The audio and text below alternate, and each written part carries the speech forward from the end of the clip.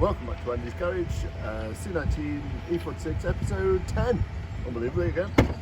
Very brief on the C19E46, but some more on suspension. So we had a go at the leather dye on this edge, and it is better, but I don't know if you can see, there's little points where the leather has rubbed through, and you've got the backing.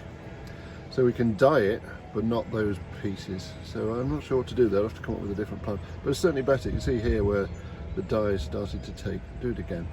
But it's coming on. Looks better than it did. It's good. Okay, so I said yesterday we'd talk about a previous project. That's this one. So we did a bit of work on this car, and one of the jobs that should have been done but wasn't was the anti-roll bar drop link on this side, because GSF sent two for the right hand side and none for the left, which is one of those things GSF do. We love them and they're cheap and convenient, so that's okay. We put up with that. So if you come in here, Tom, the job really was this bottom arm, and replace that bottom arm, and as part of it we did the anti-roll bar drop links. Here's an old arm to explain what's going on.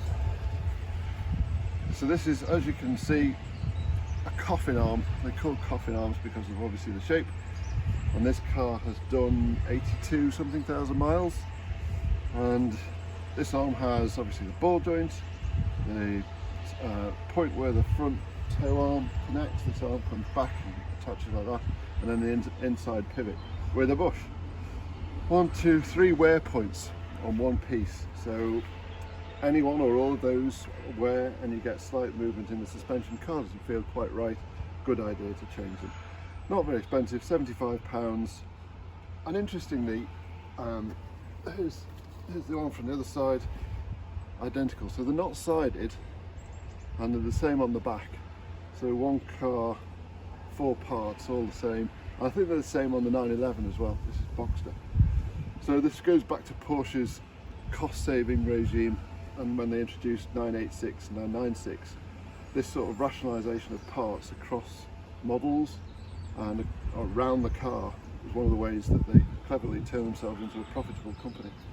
So what's the issue with this? Well, the issue is it's held on with this bolt on the inside, which goes onto a subframe and pivots. There we go. No problem if the bolt comes out, but a problem if it doesn't, and it didn't on this one. So if you can see down that hole, really closely, not really, but what you're looking at is corrosion, and then you pull the bolt out and you get dust.